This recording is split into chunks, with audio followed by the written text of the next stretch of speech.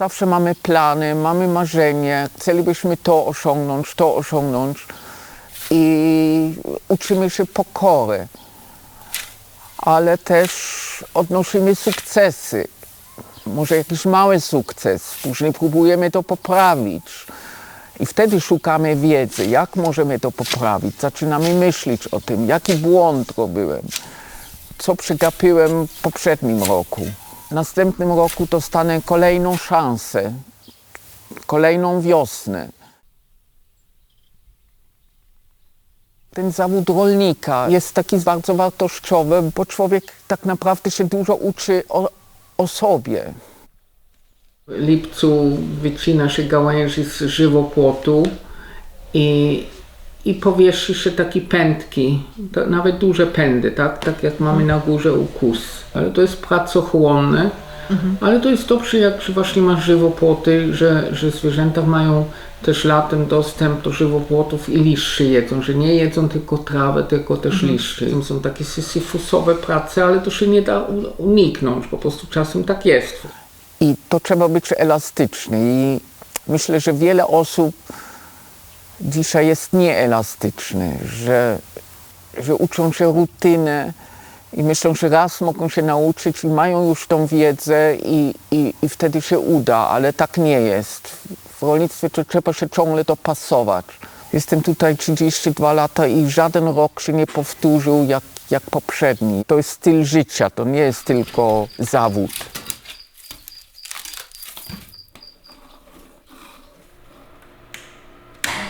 Moje anteny muszę mieć przesuwane cały czas. Nie ma rutyny. Właśnie to trwanie w tej pracy, w tych czynności w ciągu roku, w ciągu różnych por roku, to doświadczenie, które się zbiera, to jest istotne, żeby ten zawód móc wykonać. Jest mnóstwo różnych prac i trzeba umieć wybrać, co jest w danej chwili najważniejsze. Trzeba umieć planować, trzeba umieć właśnie gospodarować tym, co jest dostępne. Ile ja mam własne siły, ile mam własnego czasu, ile mam osób do dyspozycji, jakie mam zasoby mechaniczne, ale nie można wpaść w monotonię, trzeba być cały czas obecny.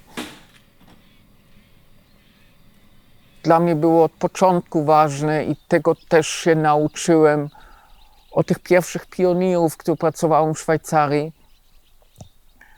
że to życie na wsi to nie polega na tym, że stworzę własnego raju, tylko że tu spełnię jakąś zasługę. Rzeczywiście opiekuję się tą glebą, dostaję jakieś produkty, ale robię to dla kogoś. Robię to dla innych, a nie tylko dla mnie. Dużo motywacji czerpię z tego, że pracowałem w sumie 7 lat w Szwajcarii u pionierów rolnictwa biodynamicznego. Widziałem ich wytrwałość i widziałem, że ten cel, który oni widzieli, że ma to dużo sensu. Zawsze mi było ważne, że z tego gospodarstwa wychodzi jakiś produkt do klientów, że nawiązać kontakt z ludźmi przez to, co produkuje. Że szukać osób, które się interesują tym gospodarstwem, tym, co robimy przez chleba, jest bardzo dobra droga. Spotykając ten chleb, który trochę inaczej wygląda, inaczej smakuje, to otwierało wielu serc na to, co robimy. Z dużą naiwnością przyjechałem do Polski w 1989 roku, żeby tu założyć gospodarstwo. Naprawdę szukałem lepszego świata. To wyglądało bajkowo i widziałem właśnie taki jeszcze prawdziwy taki rolniczy kraj. Ta bujność, ta różnorodność też w przyrodzie to było naprawdę zaskakujące wtedy.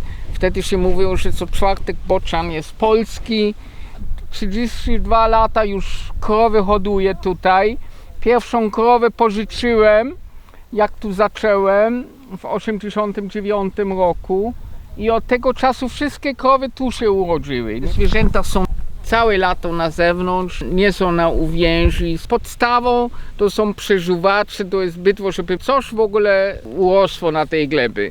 To jest jakby receptura i cykl w rolnictwie, żeby ta ziemia zachowywała swoją żyzność, żeby ją rozwijało, żeby była coraz większa żyzność gleby. Jest różnica, jest tu zieleń, są tu koniczyny, które rosną. 30 lat konsekwentne gospodarowania. 30 lat temu wszędzie było tak jak tu. No zostałem sam. Jak tutaj rozjeździcie się, zobaczycie, to chyba trudno nagrodę dostanie, kto znajdzie jeszcze jedną krowę tutaj gdzieś na pastwiskach. No ekologia jest trudna, co? No wymaga czasu po prostu. W jednym czasu. pokoleniu to tylko odrobinę, nie? To jest sprawa pokoleniowa. Warto trwać, warto być na jednym miejscu. Puściliśmy korzenie i wokół gospodarstwa powstało stowarzyszenie, fundacja, setki albo nawet tysiące osób, które zajrzą tutaj rocznie. Odbywają się warsztaty, jest Uniwersytet Ludowy, stowarzyszenia. Tutaj dużo ludzi się spotyka, ludzie się dobrze czują, mówią, że czują tu dobrą atmosferę. Jestem absolwentką Ekologicznego Uniwersytetu Ludowego. Od tamtej pory zajęłam się edukacją, prowadzę warsztaty, szkolenia. Odbywało się tu kurs ogrodnictwa ekologicznego i jest teraz podsumowanie, jest niedzielę, minęło cały tydzień i mamy taki obchód i widzimy i oglądamy i słyszymy, co było zrobione w ciągu tego tygodnia. Tutaj w EUL-u dostajemy taki poważny kredyt zaufania. Możemy wejść do ogrodu, dostajemy kawałek poletka i możemy wprowadzić nasz eksperyment, zrealizować w małej skali ogród i przejść wszystkie kroki od początku do końca, które później można przełożyć na swoje miejsce, swoje siedlisko, swój ogród. Ziemia, na której położony jest Ekologiczny Uniwersytet Ludowy i przylegające przy nim gospodarstwo, są niezwykle bioróżnorodnym ekosystemem. Edukacja nabiera takiego charakteru i sensu i wartości, jeżeli jest przekazywana przez ludzi. Można tutaj spotkać praktyków i ta praktyka jest rozciągnięta w czasie. To jest praktyka 20 przynajmniej letnia i można zobaczyć, które projekty się przyjęły, co się wydarzyło, które zaniknęły.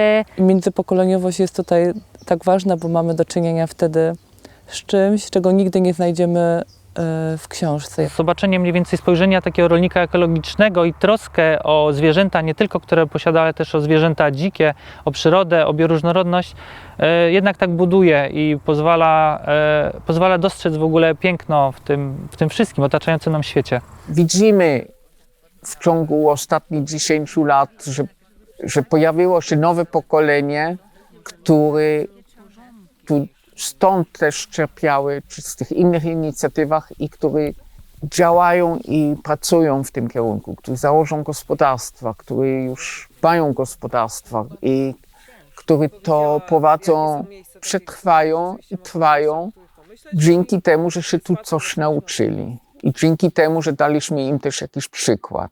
Często rozsiewamy ziarna, a nawet nie wiemy czasami, co się z nimi dalej dzieje. Czasami spotykamy osoby, które mówią, tutaj naprawdę poznałem coś bardzo ważnego, tutaj jakieś właśnie ziarno inspiracji wpadło mi w serce i teraz robię to, albo coś innego i to są bardzo ciekawe inicjatywy. Dużo dobrego weszło też w rolnictwo przez ludzi, którzy mieli dystans i którzy od nowa próbują wrócić na wsi, którzy właśnie mają jakby taką otwartą spojrzenie. Zaszczepiamy się dobrymi pomysłami, dobrymi praktykami, uczymy się od siebie nawzajem, jakie już mieliśmy doświadczenia i wracając do naszych miejsc, możemy zaszczepić tym innych.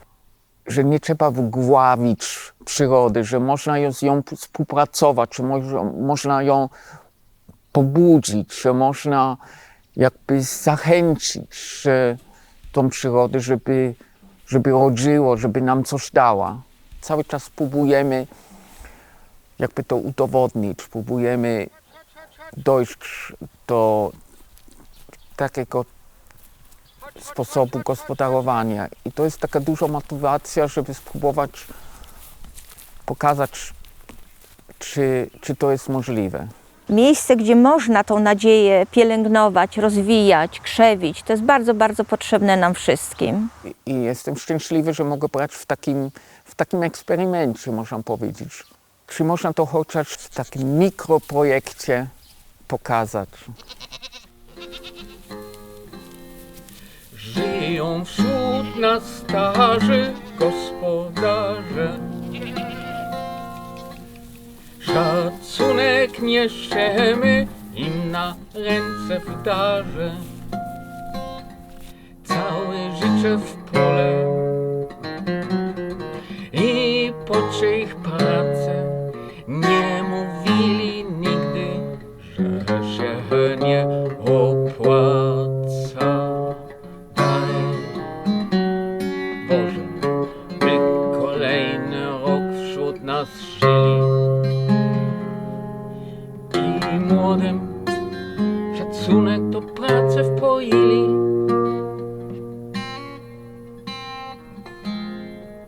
Wychodząc na pole, wszyscy